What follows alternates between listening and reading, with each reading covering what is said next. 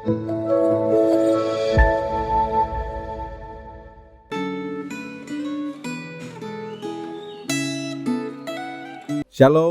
Bapak Ibu Saudara yang dikasihi Tuhan. Bersyukur hari ini kita kembali masih diberikan kehidupan dan juga kesempatan untuk kembali belajar firman Tuhan yang penuh kuasa. Sebelumnya, mari kita berdoa. Bapa kami di dalam surga, kami naikkan rasa syukur kami atas anugerah kehidupan yang masih Tuhan berikan sampai hari ini. Dan terlebih bersyukur juga kami boleh kembali belajar akan firman Tuhan yang menuntun kehidupan kami.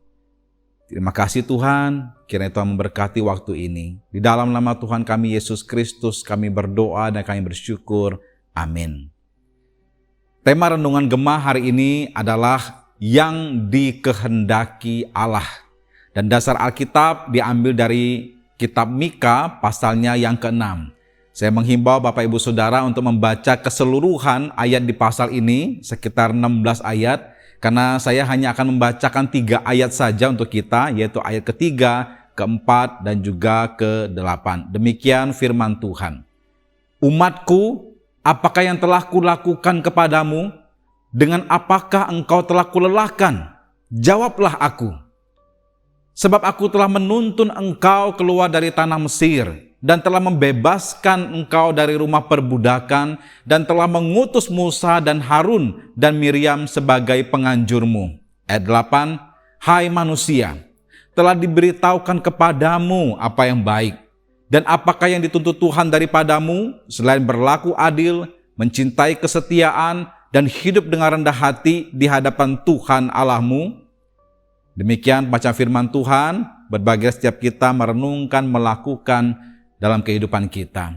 Nah saudara, seperti yang sudah kita renungkan bersama 3 hari terakhir ini, Mika adalah seorang nabi yang Tuhan pakai untuk memberikan peringatan kepada umat Tuhan mengenai apa yang ia lihat tentang Samaria dan Yerusalem. Pada intinya, Mika menyampaikan bahwa Allah akan mengadakan penghukuman, tetapi Allah juga akan membawa keselamatan khususnya kepada sisa-sisa dari bangsa Israel. Allah mengutus Nabi Mika di tengah umatnya untuk memperingatkan bangsa itu segala dosa Yehuda. Ada beberapa persoalan yang dihadapi umat yang tinggal di kawasan kerajaan Yehuda. Pada masa itu terjadi pergolakan politis dan kerusuhan sosial. Kekacauan di dalam sistem sosial, yaitu di mana pedagang atau pengusaha itu menguasai petani. Dan hal ini semakin diperparah dengan dukungan raja terhadap kaum pedagang atau pengusaha, sehingga terjadi ketimpangan ekonomi. Di sisi lain, di dalam bidang agama, para penyembah, imam, dan rakyat Yehuda menipu Allah dengan kepalsuan dalam peribadatan mereka. Nah, inilah yang diingatkan oleh Tuhan melalui Nabi Mika, bahwa mereka telah melalaikan keadilan, kesetiaan, dan kerendahan hati dalam relasi mereka dengan sesama, walaupun mereka itu rajin beribadah. Dengan kata lain, mereka itu tetap menyandang status umat Allah, mereka masih beribadah kepada Allah, tetapi hidup mereka tidak menunjukkan atau menggambarkan status bahwa mereka umat Allah. Dan ibadah yang mereka masih lakukan ternyata itu tidak berkenan di hadapan Allah. Nah, di dalam Mika pasal 6 ini, Allah itu seperti bersidang dengan umatnya setelah melihat apa yang sudah banyak terjadi. Allah seakan bertanya, kurang apa lagi sampai engkau mau untuk hidup sesuai dengan kehendakku? Aku sudah membebaskan engkau dari perbudakan Mesir, yang mana jelas-jelas engkau berseru memohon pertolongan. Kemudian tidak kuizinkan engkau dikutuk oleh bangsa lain. Kemudian aku sudah menepati janji untuk membawa engkau masuk ke tanah perjanjian. Kurang apa lagi? Jadi saudara, Allah sangat menyayangkan kehidupan bangsa Israel setelah apa yang sudah Allah lakukan. Tuhan sudah menepati janjinya kepada bangsa Israel. Namun Israel sepertinya mengabaikan janji mereka untuk hidup takut akan Tuhan dan hidup benar di mata Tuhan. Di ayat ke-8, Tuhan mengulang kembali apa yang dikehendaki terhadap bangsa Israel, yaitu berlaku adil, mencintai kesetiaan, dan hidup dengan rendah hati.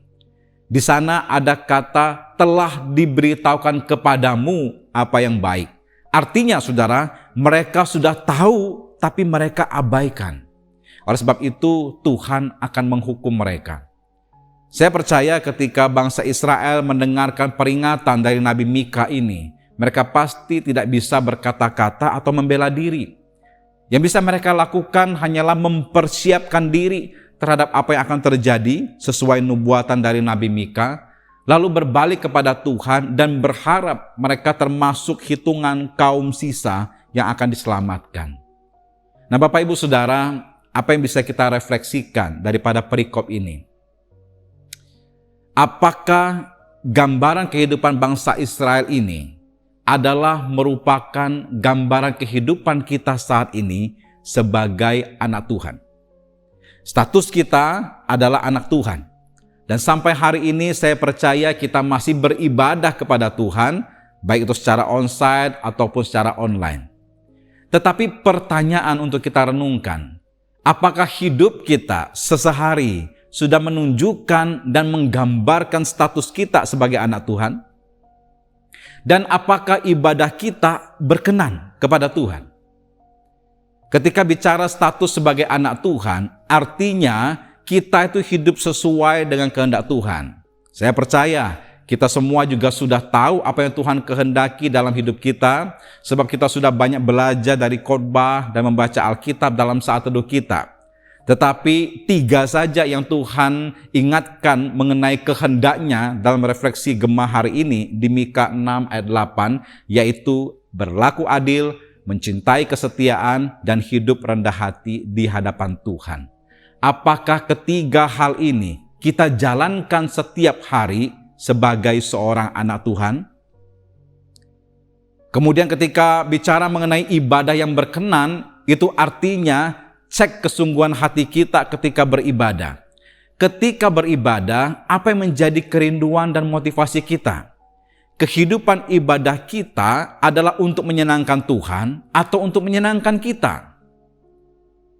Apabila setelah kita merenungkannya dan kita menyadari bahwa kita masih sering gagal dalam mengemban status sebagai anak Tuhan dan beribadah kepada Tuhan dengan kesungguhan, maka saudara, bertobatlah hari ini dan minta pertolongan Tuhan supaya hidup kita bisa diubahkan seturut kehendak Tuhan.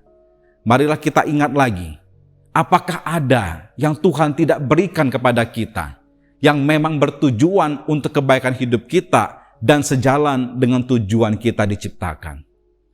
Tuhan sudah melakukan karya yang besar dan mulia dalam hidup kita. Marilah kita pun hidup untuk berkarya dan memuliakan Tuhan seperti yang dikehendaki Tuhan. Amin. Mari kita berdoa. Kami bersyukur Tuhan, kalau kami masih boleh belajar firman Tuhan. Karena itu artinya ada kesempatan hidup kami kembali boleh berubah dan bisa mengikuti seturut apa yang Tuhan kehendaki. Supaya hidup kami ini berkenan di hadapan Tuhan dan memuliakan Tuhan. Kiranya perenungan firman hari ini yang mengingatkan kami untuk kami berlaku adil, mencintai kesetiaan, dan hidup rendah hati, itu sungguh-sungguh kami ingat dan kami jalankan dalam kehidupan kami setiap hari sebagai seorang anak Tuhan. Dan biarlah ketika kami beribadah, ibadah kami pun diperkenan oleh Tuhan. Terima kasih untuk waktu ini Tuhan, terpujilah nama-Mu, di dalam nama Tuhan kami Yesus Kristus kami berdoa dan kami bersyukur. Haleluya, amin. Tuhan memberkati.